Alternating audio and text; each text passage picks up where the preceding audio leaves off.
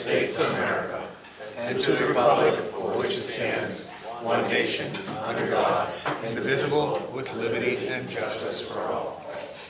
One Earth of America by past President Pitcox. Immediate past president. My country, 'tis of thee, sweet land of liberty, of thee I sing. Land where my fathers died, land of the pilgrims pride, from every mountainside, let freedom ring. Invocation by past President Dan Olson. Thank you, Father, for the gift of Rotary and each other. Bless this food as we nourish our bodies and our minds. May we be ever mindful of those in need.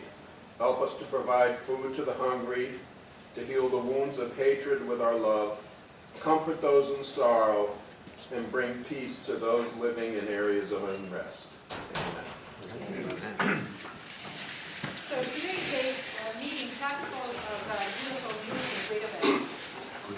And we are going to start with welcoming our new member. And I ask that Gabriel and Dominic come up.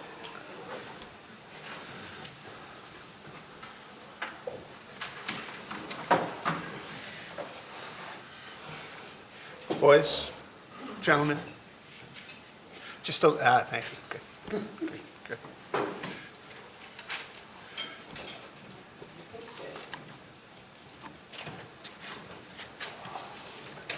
Fellow Rotarians, it is the duty of our Rotary Club to add new members from time to time so that we may not only increase our usefulness and influence as a club, but also to extend the spirit of Rotary throughout the community.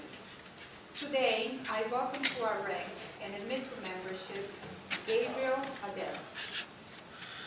Rotarian Gabriel, you have been elected to membership in this club because your fellow members believe you to be a worthy representative of your calling and also to possess qualities that will permit you to exemplify the true spirit of Rotary in your public business, social, and private life.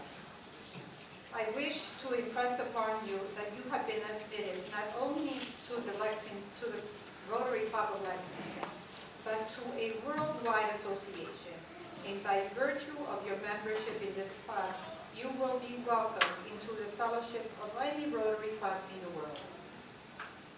The honor and privilege of Rotary membership carries with its duties and obligations. You will be expected to attend the club's meetings regularly, to perform your share of the club's service, and to place your knowledge and talents at the disposal of the club in its task of carrying the principles of Rotary into the daily life of the community.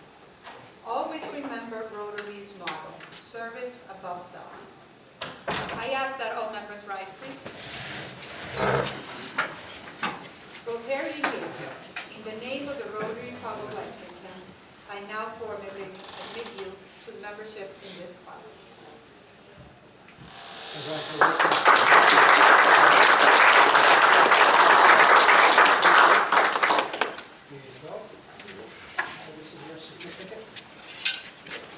Fellow Rotarians, it is with great pleasure that I introduce you to our newest member, Rotarian Gabriel.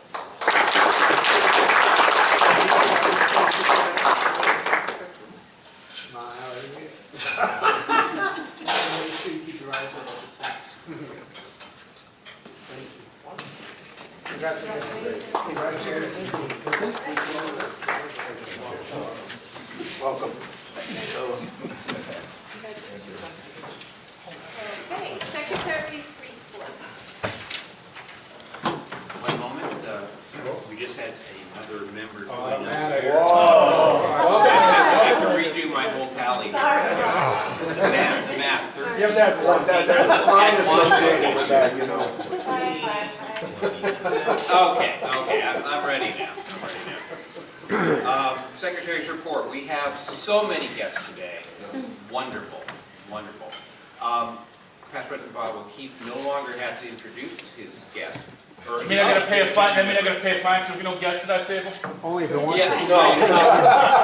Originally, Past President Bob was going to introduce Gabriel, but now that he's a member and no longer a guest, Then you have to pay a fine because there's no guest. because there's no guest table. Yeah, okay. So you gotta pay a fine. That's right, that's the only table without a guest. How did that happen? At this table, we're pleased to have a visiting Rotarian and a couple of guests. Past President Jim Freeman, could you Sure, introduce we're pleased to have Sharon Spalding, past president of Concord, join us. Welcome. Welcome, Sharon. And Past President Murray, could you give a brief introduction of our speakers?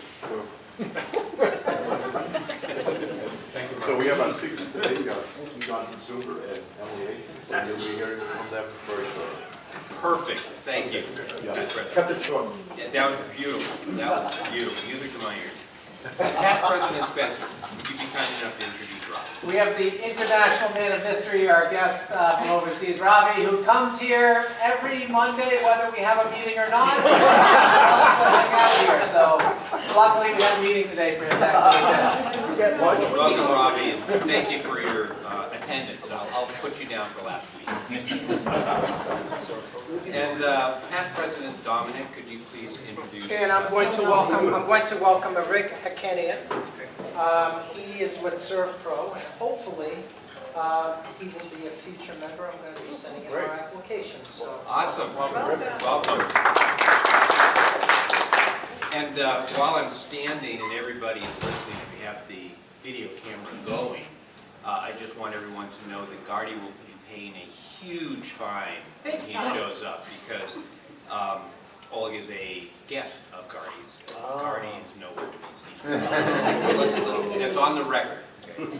And we have a table that's just packed with guests over here who will have a more formal introduction in a moment. But we have over here Christine Dean, who's the Community Center Director, and the members of the Community Center 9-ball billiard team. And we'll have a formal presentation for them shortly, and they'll be able to introduce themselves by name in a moment. So in total, we have 14 members, 10 guests, and 2 visiting Rotarians for a total of 26. So Secretary Frank, I'm going to ask you to rise again and lead the welcome song for all our visitors. So Rotarians, if you can please rise. Okay, so let's not let it lag. This is going to be beautiful. We got a lot of guests listening. We welcome you to Lexington to meet with us today. Our door is always open to our friends in Rotary. We're glad to have you with us and we hope you'll come again to Rotary Lexington. We all say welcome visiting Rotarians. Welcome all you non-Rotarians. Welcome to our club in Lexington. We hope you'll come again. Gabriel, next week you can solo that. Doing the how.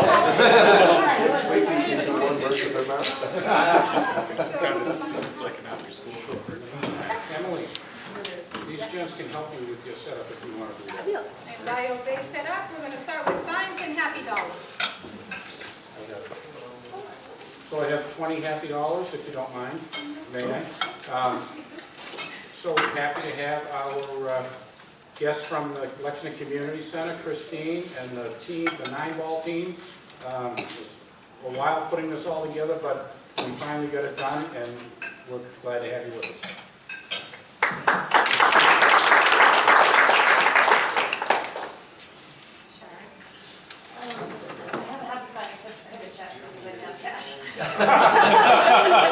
We take that. So, I was talking to Dick Hale, and member of the Rotary Club of Concord, but from Lexington, most of you know him. He wanted to say hello to you, Danny, and he also wanted you all to know that this is his 60th year in Rotary with perfect attendance. I also come bearing a little bit sad news. I know she was a friend of Jack Maloney. Our member Ruth Arm-Connect did pass away. She was 2 years ahead of Dick at Lexington High School.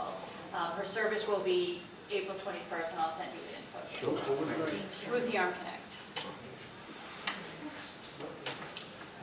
Sergeant Major Trout. I have $10 happy dollars, just because it's a special day, we're gonna have a naming of the billiards room for Jack. It's a very good thing, and wonderful guests, thank you. Robbie. I have $20 because I got my calendar fixed, so I'm not counting.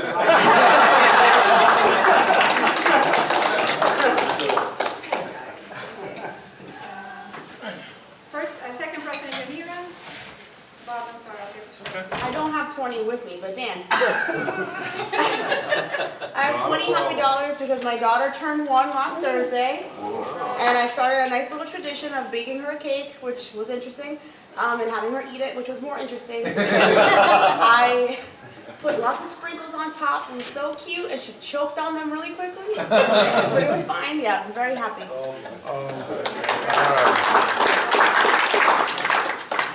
Yes. I get some happy dollars. My wife won one of the Super Bowl squares for $100 on I think I got a $400 or $500 investment in that. Thank you. Thank you, sir. Well, thank you. And we have Secretary Frank. I have 20 happy dollars as well. I had the pleasure of golfing in Florida last week, where the temperatures were 86. And it was spectacular. It was a little bit of a rude awakening coming back to 4-degree temperature. And I also won a $100 square, having invested $100. So that was also part of the happy dollars. Megan, first whatever you are. Megan. I have $5 fine dollars for my lateness, and $5 happy dollars just for all you guys being here. So many nice guests, Sharon, everybody. Thank you. Nice Meeting past President, Cleve Coates. President Veronica, Yes. happy dollars thanking past President Dan Boozer for his hard work with the billiards room. Once again, a lot of the things that go on behind the scenes, the jacks that Dan has done over the years doesn't get recognized or we don't know about unless you're right there with him, but thanking him for all the hard work he's done with the billiards. So I have another more dollars that I just gave it to Alan. I run the Super Bowl squares, and we every year we seem to fill two squares. And this year I won 100. My sister Kathy won 100, and then my daughter Becky out in Idaho won 200. So we just about ate up the entire pool, the cash pool for one of the squares. So, I wanted to make full disclosure because it's all computerized. I don't have anything to do with it. I want to make sure everybody signs up next year. Your computer, Dan? Well, it's in the cloud. Very good. Okay, so now for this one. Christine. Am I allowed to? Yes. The money. I'll take money. So I have $3 happy dollars because that's about all I have. And this is my first Rotary meeting ever. But my boss, Melissa Petit, who's the director of recreation and community programs, warned me on my way out the door. She's like, "Do you have any singles?" I got 3. So this is my happy dollars. Thank you. And we have one of our Rotarians that is not here today. He received an invoice, he paid his invoice, and also donated 200 happy dollars, and that's about time. So, 200 happy dollars from us.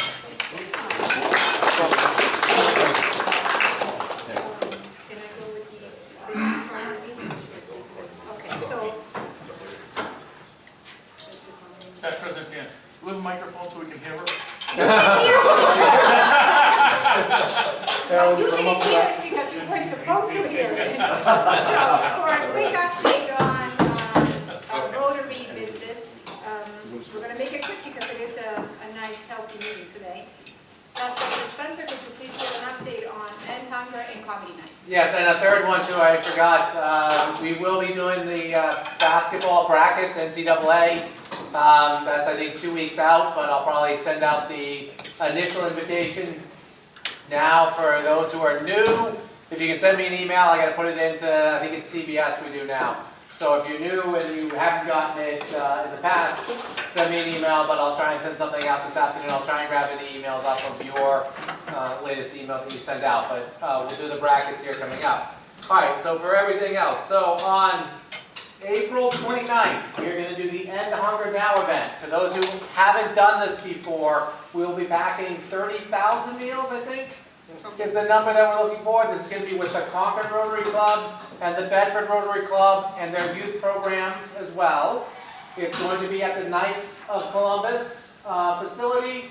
It'll start probably around 8 o'clock in the morning. We might need some people to show up a little bit before that, but we'll finalize the time. And we'll be packing, like I said, the 30,000 meals. It's great if you have kids, grandkids, they can do it. My kids were like 4 and 5 when they started doing it. So it's a really great event if you want to have your kids involved in a very easy philanthropy event. It's a really nice one for kids to be involved with. You're packing rice into a bag, essentially. So that's the End Hunger Now one. What time?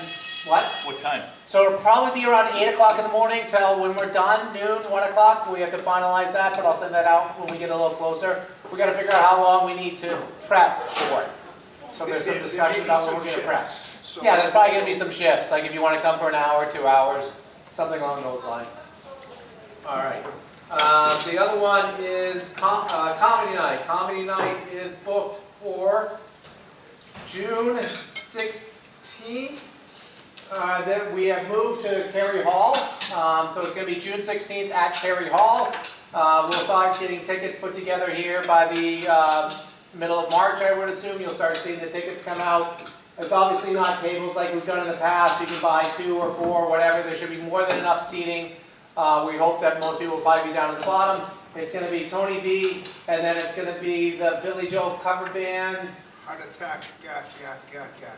Say it one more time. With some rhythm. Heart attack, gak. Yeah, so it's going to be comedy to start and then a band to follow.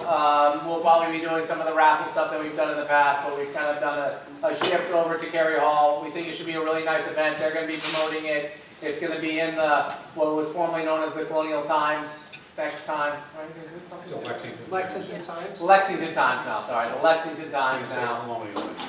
Oh yeah, it's offensive. Can't say that's the bedroom. So that's where it's going there. So we have a lot of fun events coming up in the springtime that somehow I'm all in charge of. So. Nice one. Good going. Okay, and for the community center. Oh, okay, and that was behind the scenes. Okay, so Treasurer Dan will give us an update on the community center. So Lexington Community Center, billiard room, funded by the Rotary Club of Lexington when the room and the building and the facility was created. So we've been ongoing. Christine has reached out to us a while back to pick up some costs for rehabilitating the chairs in the room. And so we're more than happy to do that. And she let us know that there's a team at the community center that is called the Lexington Community Center 9-ball team, who evidently plays in a circuit, in a league, against other community centers in the area. So we decided it would be a nice idea to help them out, since it's, the room that we funded. So what we've done is we got their names, and hopefully the sizes work out. But Lexington, it's an 8-ball team, is that correct? Yes. 8-ball team. I said 9. And we have name on the sleeve and a Rotary Club emblem on the other sleeve. So we have, I think one member is missing and one is new that's going to need a shirt, but I have all the shirts here for them if you guys want to find your shirts. Yeah. And before we leave, We got a nice picture. today, we'd like to have a group picture with everybody. With your shirts.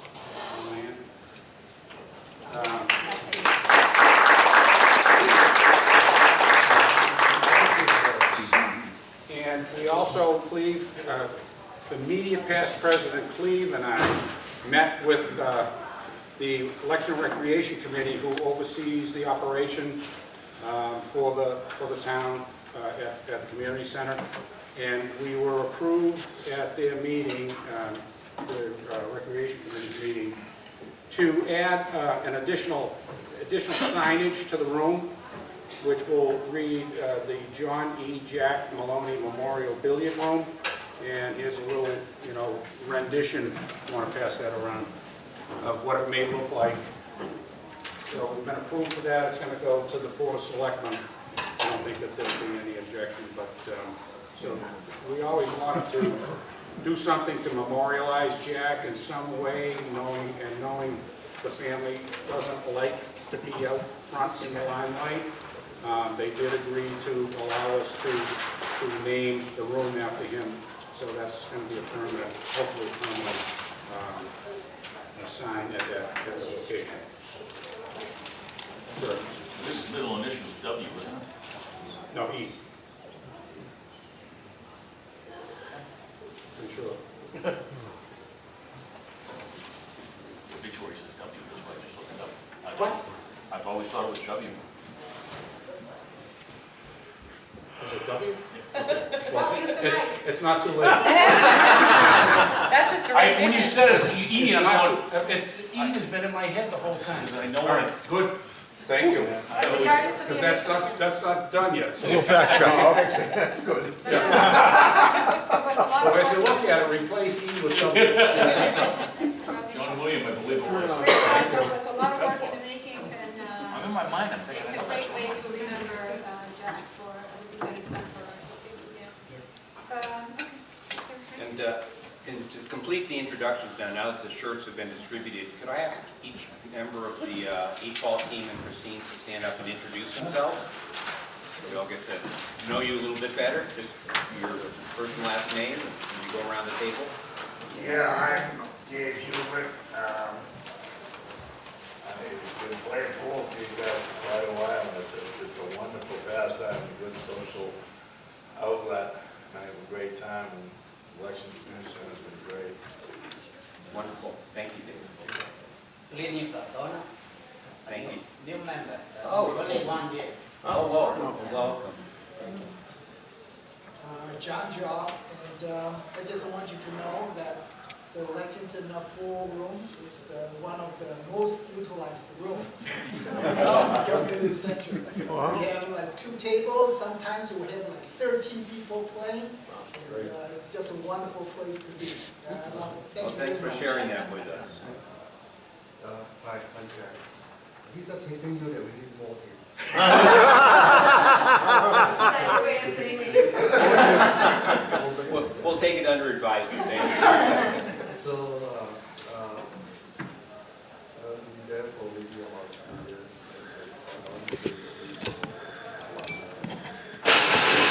We will get back to this. My name is Johan. Living.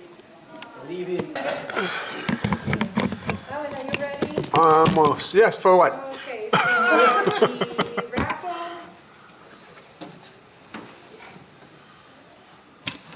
Yeah, I'll be right there. The prizes were donated by Lexington Rotary Club, Arlex Soil, Bickling Financials, and East Cambridge Savings Bank, formerly Patriots Bank.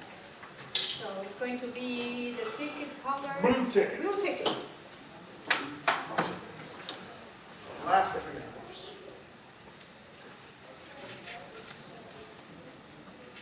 077. Winning. Oh, man. Hey. Lucky day. It's a great day for good projects. Any is one of these. Not the stacks of cash.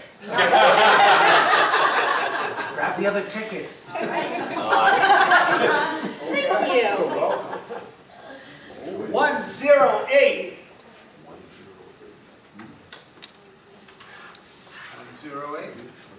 108. All right. Come on, come get a prize.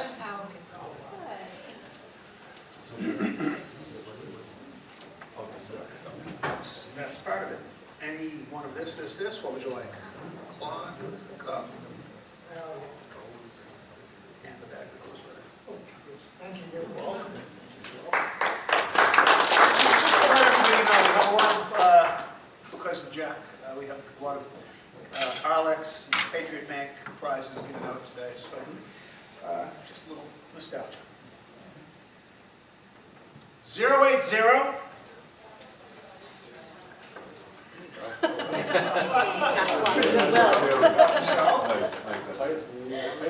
Yep, yep. Excellent choice, thank you. All right. 946.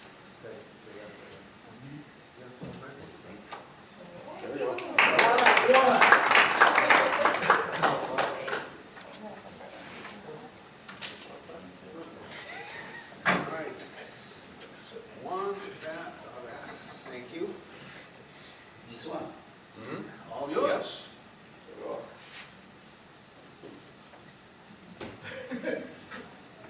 Excellent choice. Enjoy. 075. 075. All right. Be real. Okay, we're starting with something like that. One or the other. Thank you. Great choice. Last but not least, 947.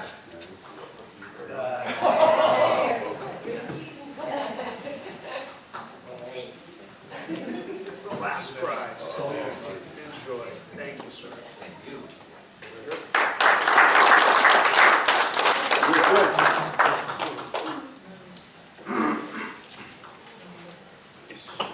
Okay, Vice President Murray, if you would like to introduce our guests. With pleasure.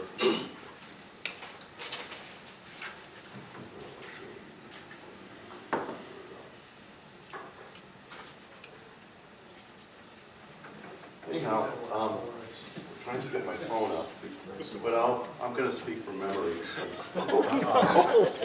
Oh, boy. Oh, no. So, about a half hour. They won't have time to talk. We'll just...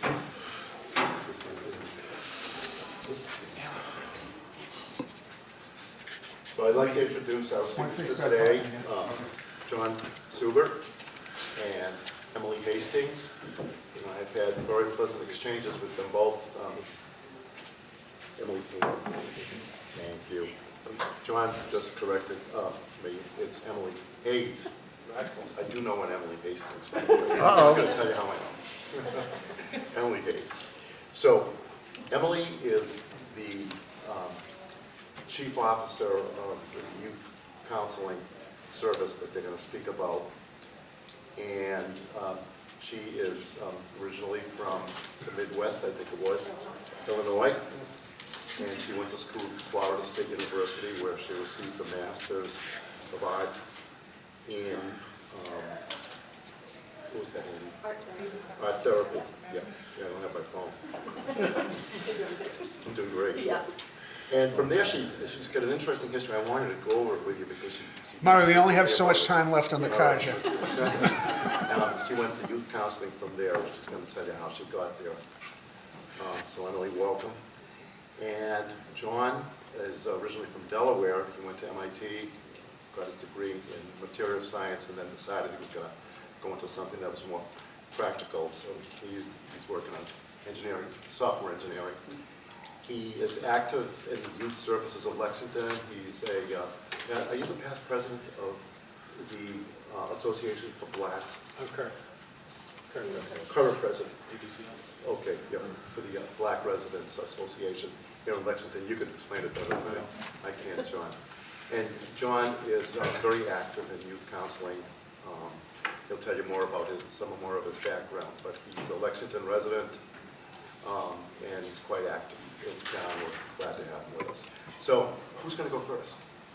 John Suber.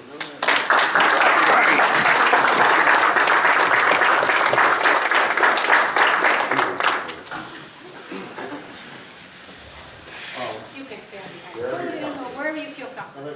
And if you're loud enough like me, you don't need a microphone.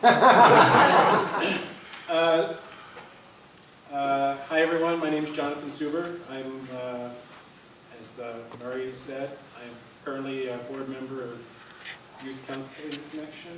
I'd like to tell you a little bit how I became a board member. I was once, I still am a member of Association of Black Citizens of Lexington.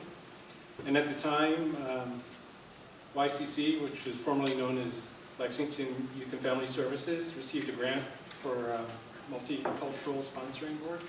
And someone recruited me to be part of that board to plan some events around town for various cultural groups. And from there, Emily called me one day and said, "Hey, you want to be on the board?" I said, "Sure, why not?" And then after that, so I joined the board maybe like 2020, and then was recently promoted to treasurer. And so through my connections around town, I've known people like Veronica and Pete, and I said, "Oh, well, let's talk to the Rotary and see what they can do, if they can learn about us." As Murray said, I'm originally from Wilmington, Delaware. Came up here to go to MIT, never left. My bachelor's degree in material science and engineering, worked in heat treating and college metallurgy for a few years, and then moved into software, and that's where I've been ever since. I'm currently an engineering manager at Red Hat Software. At this time, I'd like to introduce Emily Hayes, who is our Executive Director for Youth Counseling Connection. She can tell you much more about the organization than I can. She runs the organization from day to day, and our Executive Director.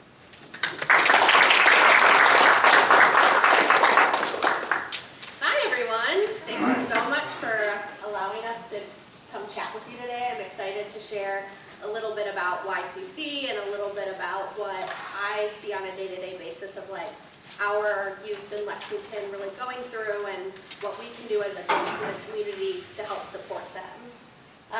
So as Murray said, I got my master's degree in art therapy.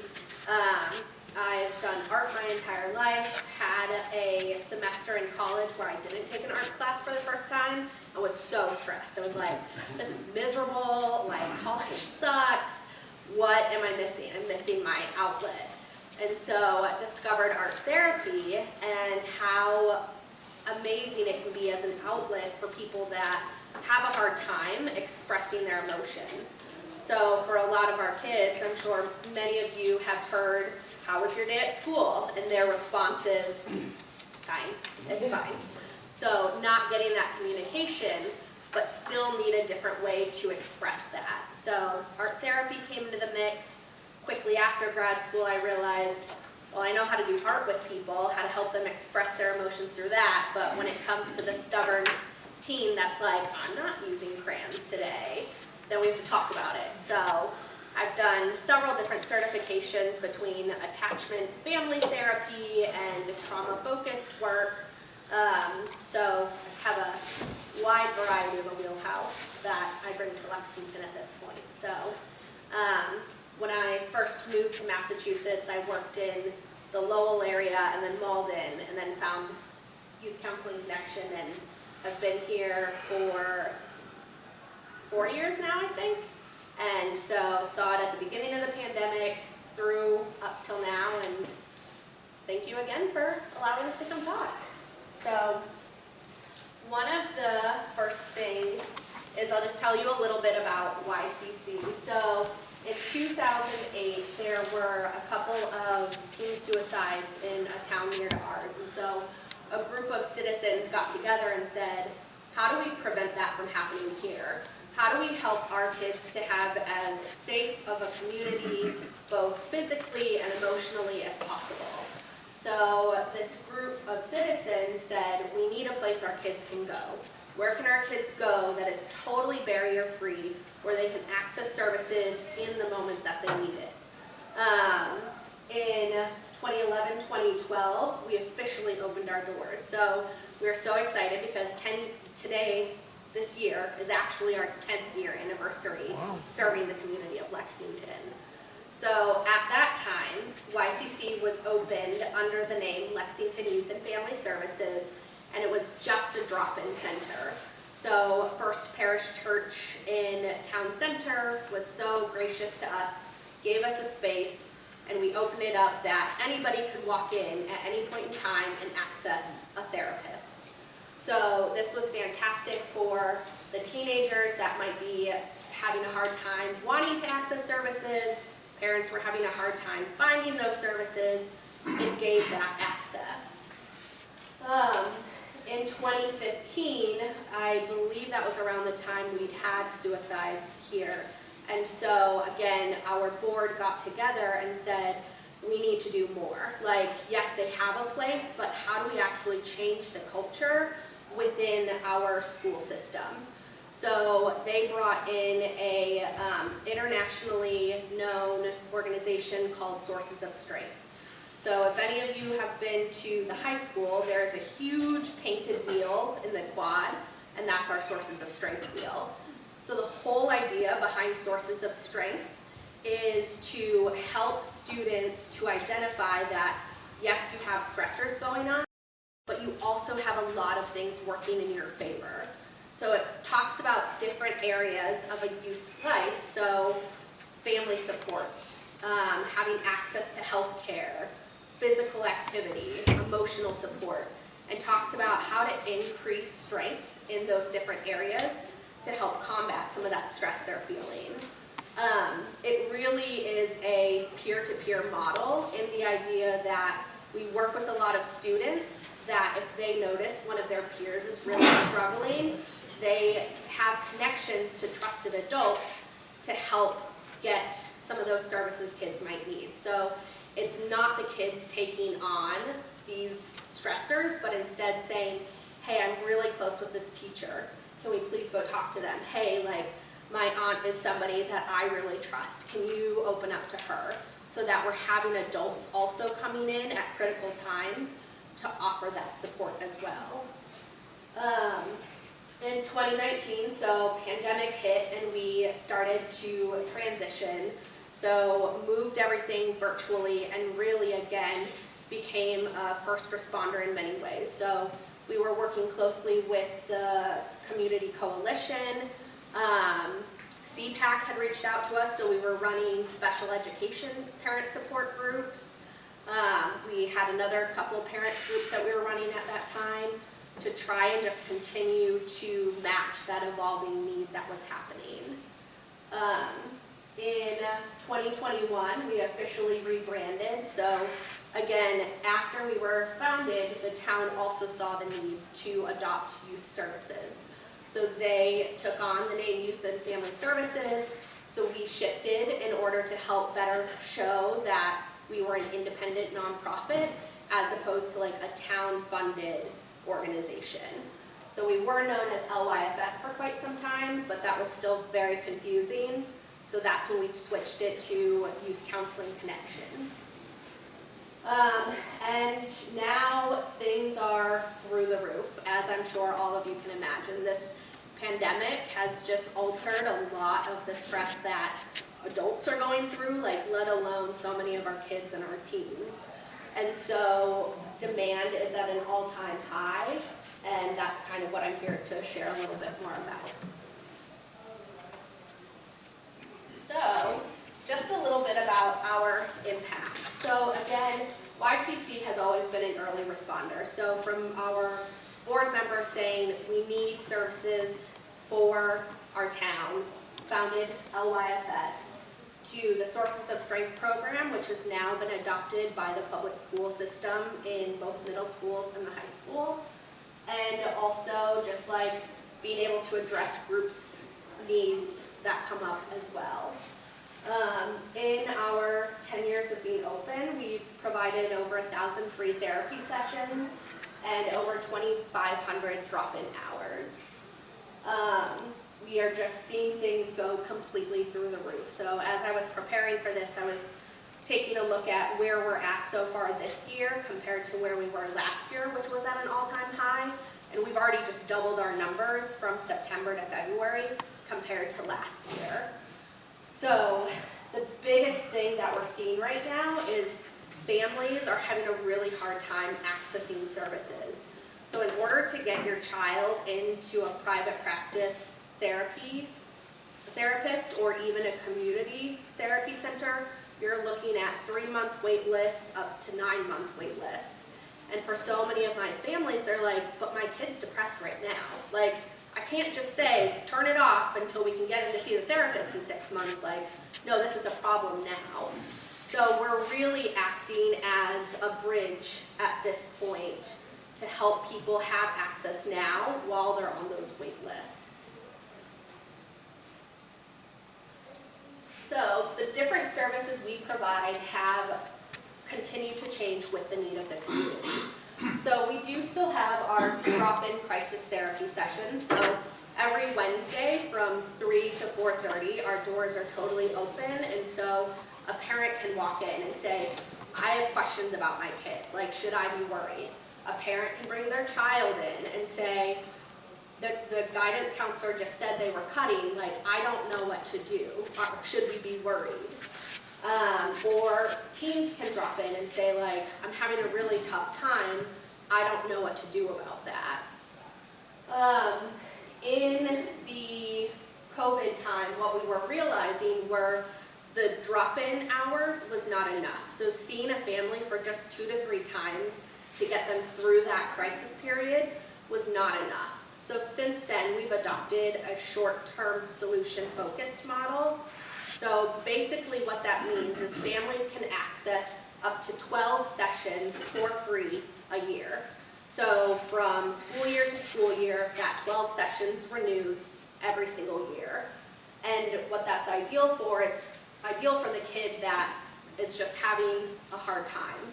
It's ideal for the family that's looking for very concrete ways to better communicate with their child. This has been really successful because it's allowing kids that need less intensive care the ability to access it, learn the skills, try it on their own for a bit, but it's also allowing families to have a longer time to access those services if they're on really long wait lists.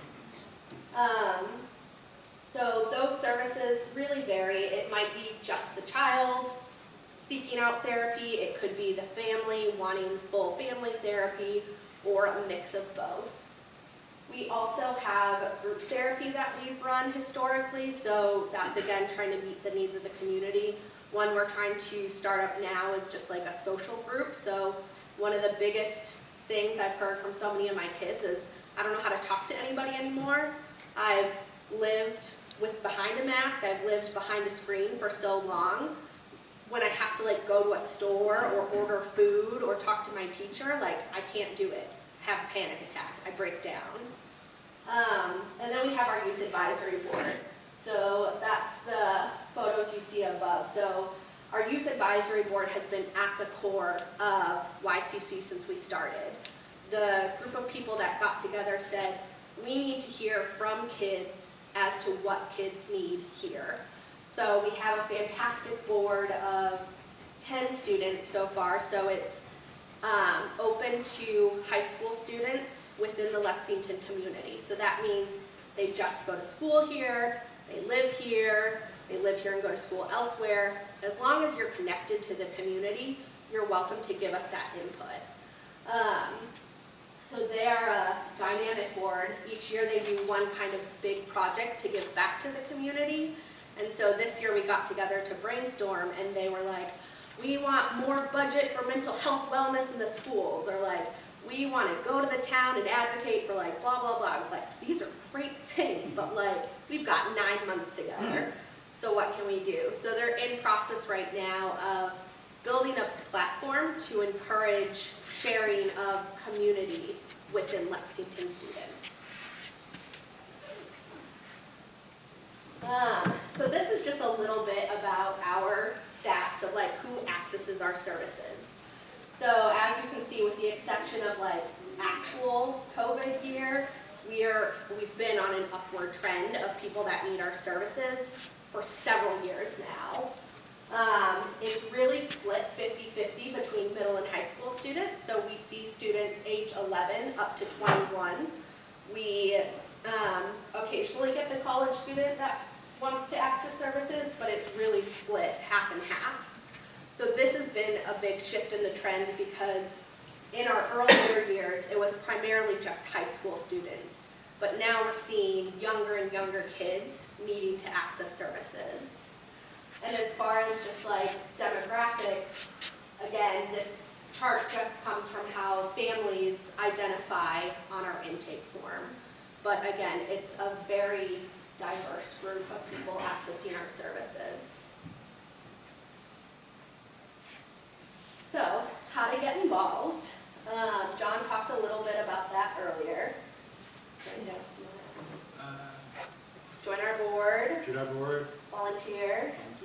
We're usually at the Discovery Day. Yes. We have a table at Discovery Day. Yep. CSA. Yep. So we try to be all around town. We've really been working on getting our word out so that more families can access those services. So let's talk about youth mental wellness. And I use the term mental wellness actually because one of our kids on our youth board 2 years ago now said that phrase, and it was super impactful for me personally. He was like, Emily, you know, it's really hard, this idea of like mental health, because I'm stressed, I have a hard time sleeping, but I don't want to like kill myself. So should I be accessing services still? Like there's people that have it worse than I do, so I shouldn't be accessing them, right? And I was like, no, absolutely not. Like the time to access services is when it is just stress, or like you're having a hard time sleeping. So you can learn those important skills now, so if it ever does become a crisis, you have things in your back pocket. And so he started talking about the idea of, well, can we call it mental wellness then? Because that encompasses the kid that got a bad grade and is scared to tell parents about it. That encompasses the kid that is having a hard time eating. That encompasses the kid that does not want to be alive anymore. It encompasses all of that. So as I'm sure many of you can imagine, mental health has rapidly declined since COVID. For us as adults, especially for the teens. They're no longer just struggling with, well, does this person like me? Or where will I go to college? It's, I don't have any friends around me. I've been trapped at home with my family, everybody's arguing. There's so much more that goes into that day-to-day life than kids were dealing with before. And what we know is that kids need to be resilient in order to be successful long-term. So can they problem solve? Can they seek out important resources when they need to? So this is a list of several of the reasons I think I see kids walk in the door. So again, it can be as minor as, you know, I'm having a hard time just figuring out how to like set a schedule for myself. I need help with just basic skills of living, things like that. Up to, you know, self-harm or suicidality. It really is across this very wide gamut. So when we're talking about ways to support our youth, one of the most important roles that adults take is to be the role model, right? And one of the first things I talk about with most of my parents with is having open conversations. Again, that sounds really easy, but when your kid's coming home every day and saying, yeah, it was fine, I don't want to talk about it, I'm just going to go sit in my room, play video games, get on TikTok, that sort of thing, it's really hard to have open conversations. But the ways we can try to do this are asking direct questions. What was good about your day? What was not good? What was a high? What was a low? Instead of more of those just open-ended questions that can lead to yeses and nos. Being able to model for your kids how to express emotions. So if they're describing something that sounds like it would be stressful, being able to give them some of that language. That would stress me out if I were in that situation, or sounds like you had a really exciting day. So being able to, again, model and show them ourselves that it's okay to have emotions. we as adults have emotions, and so can you learn to deal with those early on so we're not having to figure that out later on?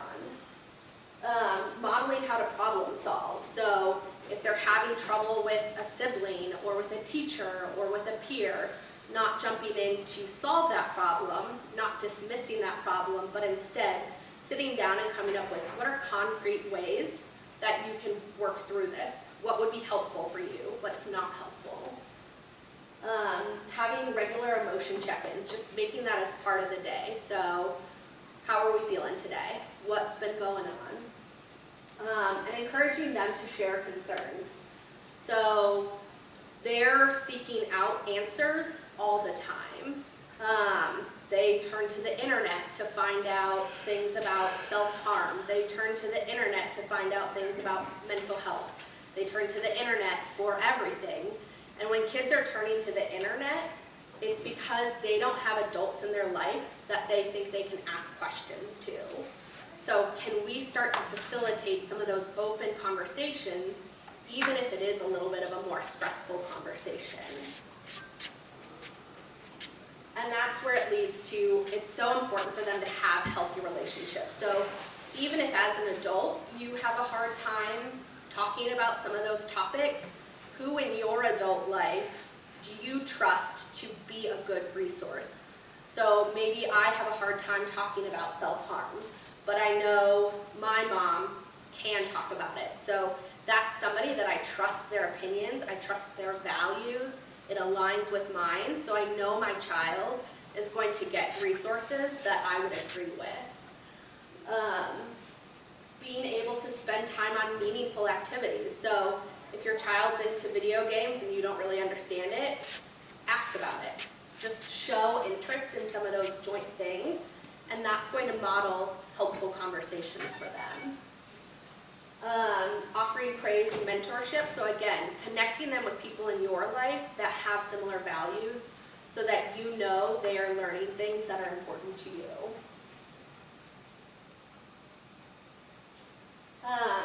So technology. The things to consider with technology, as this is such a tough topic at this point, is time, content, and impact. And so what I mean by that is how much time are they actually spending online? Are they spending 8 hours of the day? Are they spending 2 hours of the day? How long are they taking on all of this information?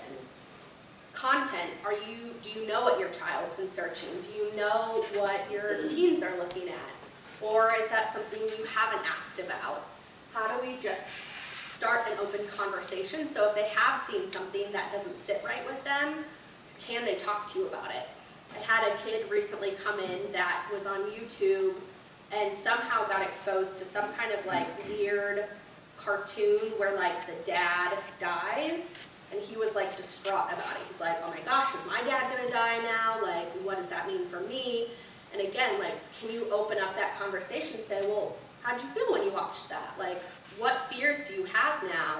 And how can we talk about that and support you as a family? And then impact, so that is a part of the impact. So if he carries on this new fear of like, my dad is always going to die because I saw this video, that's not healthy, that's not helpful. Is this a kid that historically is super outgoing, loves sports, but now is no longer playing them? That's not good impact. Is this a kid that doesn't really have any interest in outside things, so isn't really missing out on anything in their life? That's not horrible impact.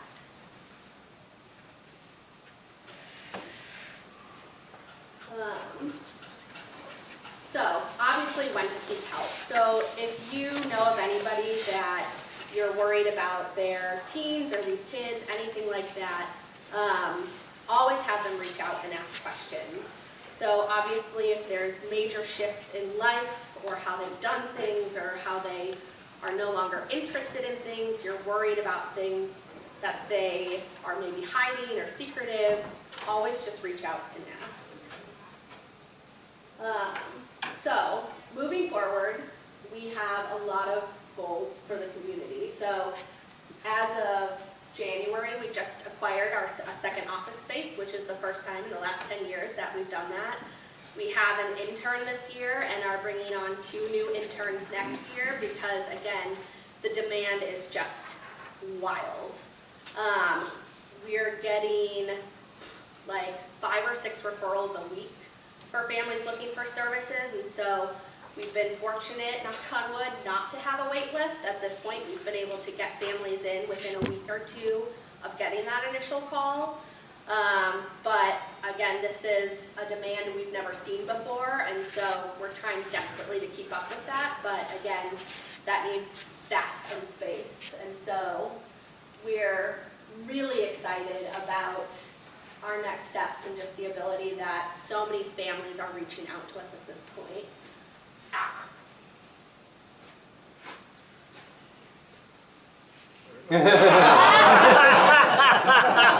Perfect time. What questions would you have? That was good time. Good, the right time. Yeah. Another source of help, Yeah. as we all know, is parents. Oh, yes. I know we haven't talked too much about it. You've given us some hints Yeah. of things that we should pay attention to, and Yeah. approaches that we can make Yeah. to these kids. Is there a program where, thank God my kids are grown up, so, wow. Yeah. Is there a program wherein they could have courses or lectures or meetings, Yeah. not long, to help parents learn how to deal with these kids? There's so much more that parents can do that would make it easier for you, number Yes. one. And number two, maybe not even have to seek your help, which, Yep. which I'm sure you want, even though you know. No, I this don't is- want that. Yeah, If parents exactly. can handle it, Yeah. I love that. Yeah. So what do you think? Yeah, so that's something that we were doing more in the COVID time. We ran a couple multicultural parent groups that we were addressing a lot of those questions with. Since then, it's just shifted away from that a little bit, but that's something that's on the top of our to-do list because that's the ideal. I'm a firm believer that a kid can't come into therapy without the family because the kid and I can come up with an agreement of what's going to work, but if you're going back to the same home environment, it's never going to change. My goal is that every kid walks out with the parent as their number one support. And so that's something that our youth board really wants to be doing this year, and we're going to be launching something in April, I believe, of how to talk to kids about hard conversations. So from a professional perspective, as well as from the kids' perspective, what can parents do, those sort of things. So that's something that's going to be coming very shortly. Thank you. Yeah. Emily, had an interesting conversation with one of our Rotary members Yeah. on Saturday at the barber shop. And he did transition from being a publisher of the local newspaper Yep. years ago, and decided midstream to go to teaching school. Yeah. And he became a 3rd grade teacher, Bill Cassell. He's retiring this year. But one of the things that pushed him over the line, even though he's going to be 80 years old, Yeah. is that he's dealing with kids right now that have no social skills whatsoever. They've spent 2 years wrapped away with no interaction with any other adults other than their immediate families, and all of a sudden they're back out in the mix. Yeah. And he says that it's like there's somebody turned a switch, and it's a completely new group Yeah. of kids that are coming up through that pipeline. Yeah. It's wild because, so this year they've been fully in person. Last year was starting that transition. I can't tell you how many referrals I got for straight A, AP students that were skipping all of their classes, come having to go back in person. Because it's, all of a sudden I went from online learning where it's kind of at my own pace to back in the school, I'm surrounded by tons of people, I'm back in a place where I'm getting test anxiety, I have to see and communicate with people again, and I don't even think we've really started to see the full impacts of COVID yet, which is one of the scariest things because there's already been such a wave of people seeking out services, But now we have some of the little ones, as you're saying, third grade coming up, and they've never had that face-to-face time. You've missed those really important formative years of learning what's acceptable to do in public, what's not. Like if I pick my nose, am I gonna get an U by that, or do I think that's normal now? And it's gonna be a rough couple of years.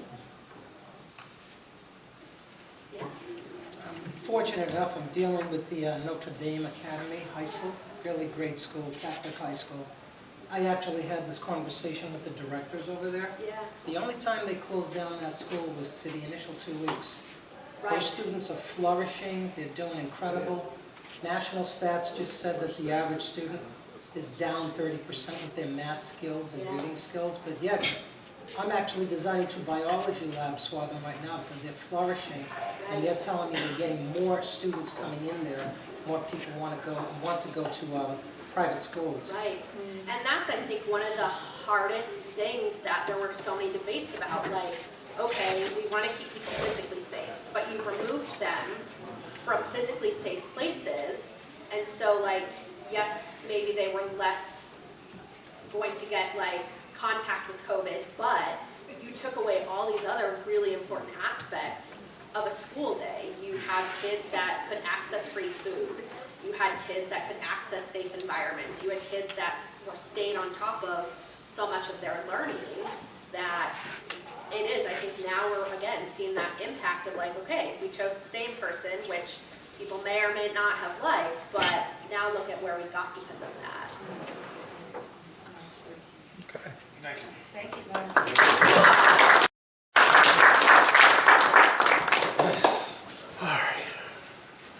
So Emily and Jonathan, thank you for coming. And in appreciation to your presentation to the Rotary Club of Lexington, a donation will be made to the Rotary International End Polio Now campaign to vaccinate 40 children against the polio virus as part of the Rotary's global effort to eradicate polio in the world. So thank you. Thank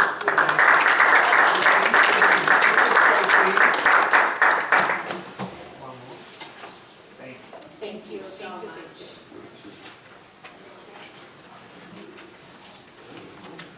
So this whole thing, please don't be confused. So Jonathan, you have 2 seconds. Do you want to say anything about the ABCL concert that's coming up? Oh. It's good publicity right now.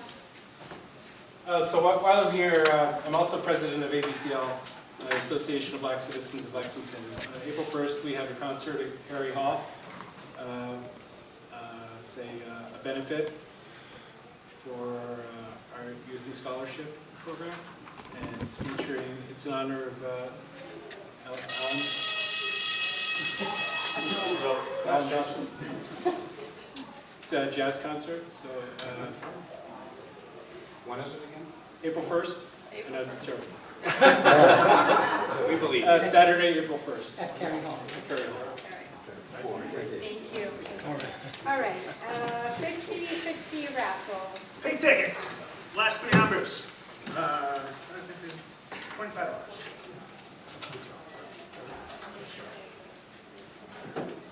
$552. Ooh, so close. So close. And the winner is, again, Hey, I gave my money away the last okay. time. So who are you giving it to this time?